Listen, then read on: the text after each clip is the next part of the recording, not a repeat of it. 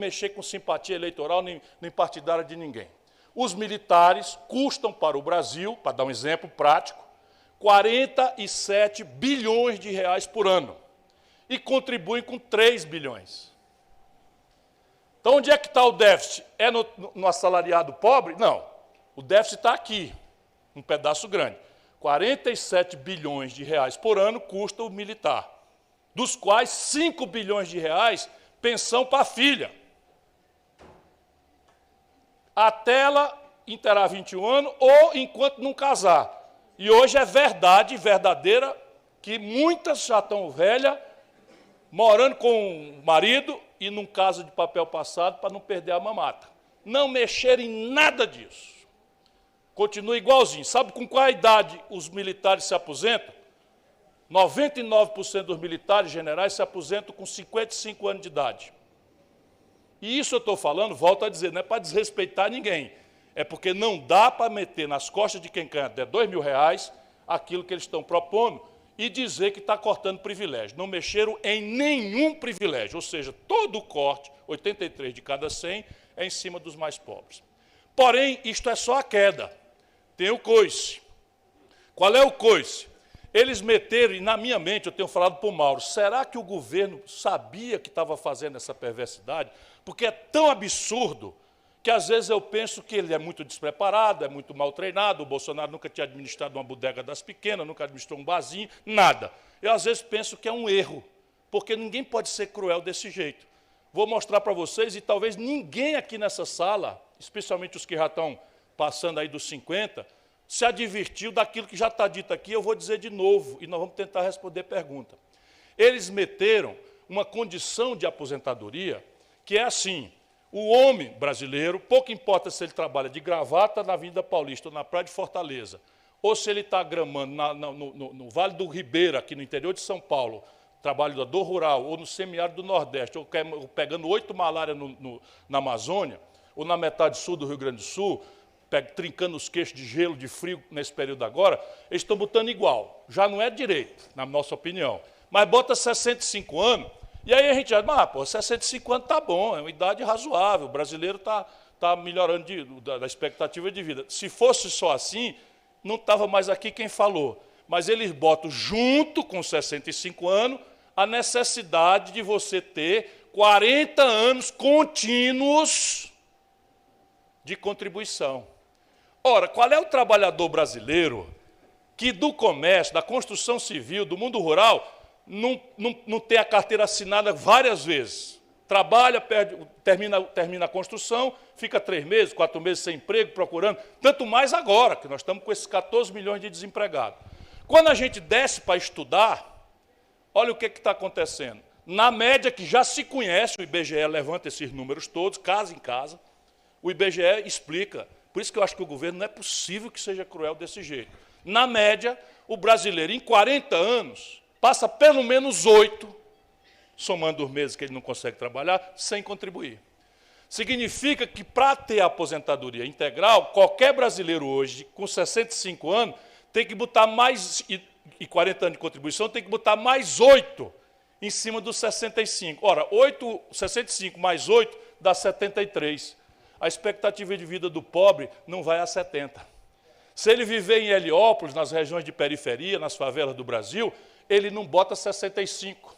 Se ele está no trabalho rural, ele não bota 65. Isto é uma crueldade. Isso não tem cabimento. Simplesmente estão destruindo a aposentadoria para entregar essa poupança que cada um de nós sente necessidade de fazer para ter alguma coisa na velhice para os bancos. E aí eles inventaram o tal sistema de capitalização sem a contribuição dos patrões. Veja como é estúpida a proposta. Eles dizem que falta dinheiro, que tem que fazer, porque senão o país vai quebrar. Aí eles abrem mão da metade da receita. Por isso que os patrões estão tão animados, por isso que você chega, liga as televisões, você não vê um lado do outro lado para falar. É todo mundo do mesmo lado.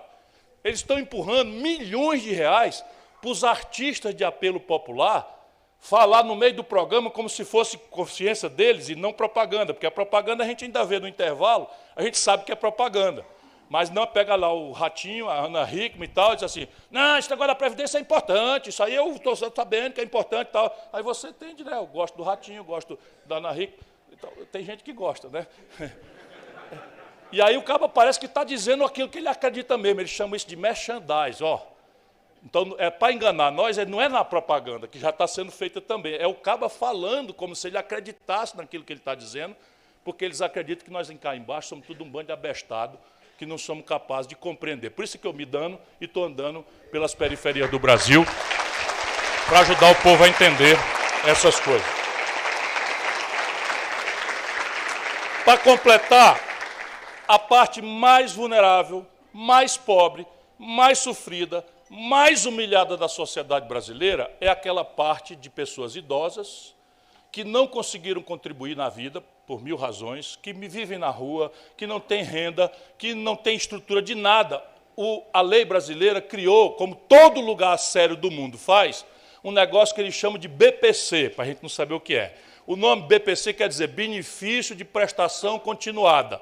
Então é isso, se você está no fundo do poço da vida, não teve nenhuma condição de ter trabalho, de contribuir, a lei brasileira hoje, faz muitas décadas, garante que você pode ir no INSS e requerer esse BPC. E ele, por lei, é obrigado a ser igual a um salário mínimo, que está congelado. Também ninguém está sabendo. O salário mínimo, a partir do governo Bolsonaro, está congelado pelos próximos 20 anos, o valor nominal. Quer dizer, só pode crescer agora a inflação. Só a energia cresceu 8% esse ano, desses 6 meses. Só a energia, vocês estão sabendo na conta, quem paga a conta. A comida cresceu 14%. E o salário mínimo, que praticamente para um pobre é comida e energia. E o transporte, se ele não tiver vale transporte, e aí já foi o salário mínimo todo. E o nome no SPC, porque tirou coisa em prestação, não está dando conta para pagar. Pois esses moleques, desculpa a expressão, resolveram, eu não sei onde é que está com a cabeça um vagabundo que faz uma coisa dessa, assina uma caneta e bota que o benefício de prestação continuada para os velhos, miseráveis, doentes, que não deram conta de contribuir, não é mais um salário mínimo, é só R$400 daqui para frente. Ou seja, vai obrigar os nossos avós e pais mais pobres a optar se vão comer ou comprar remédio.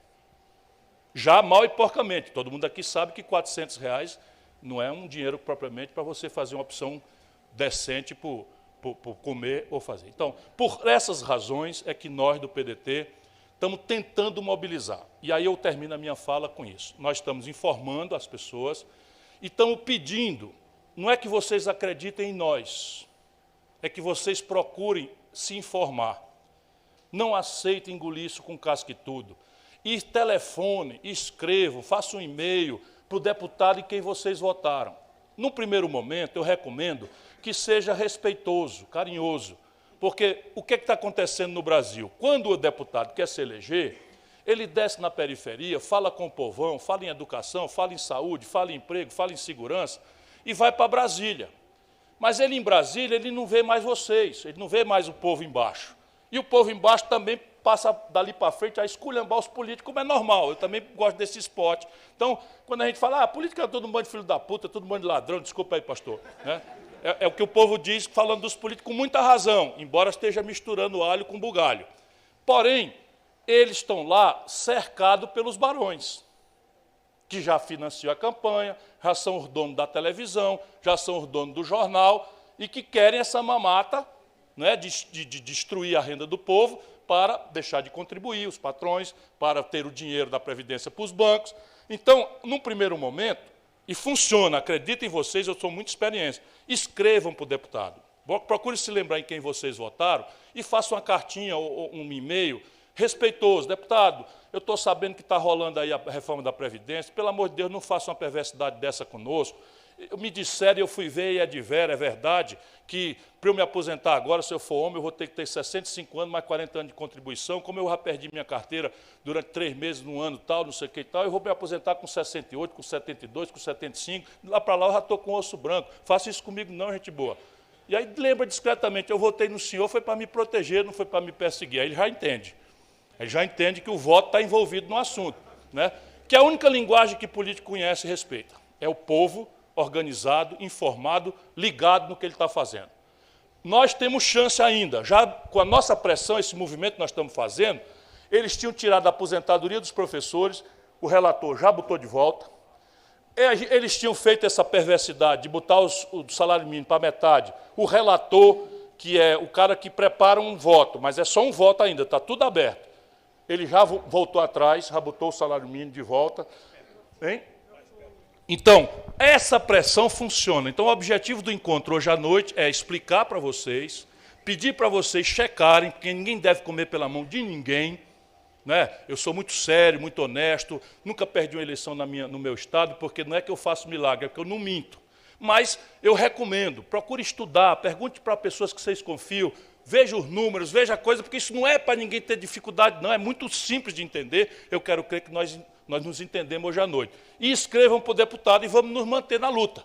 Porque se a gente deixar passar, vai ser uma das maiores tragédias sociais. Nós vamos produzir milhões de idosos mendicantes no meio da rua, passando fome nesse frio de São Paulo, no calor do Nordeste, de mão estendida. E isso é uma indignidade para um filho, para um neto, deixar o pai ou o avô sem essa proteção. Vamos lutar, porque povo que não luta pelos seus direitos talvez não mereça tê-los. E eu sei que o povo brasileiro não pode ser sacrificado por essa gente que está em Brasília, descomprometida com tudo. Muito obrigado mais uma vez por sua atenção, e agora nós vamos tentar responder qualquer pergunta que vocês queiram fazer, ou contestação. Olha, você disse esse número aí, não está direito. E aproveitem, né, e chama o povo para discutir. Nós temos tempo, daqui até o mês de julho, que eles vão querer votar, nós temos que produzir o movimento. Muito obrigado mais uma vez.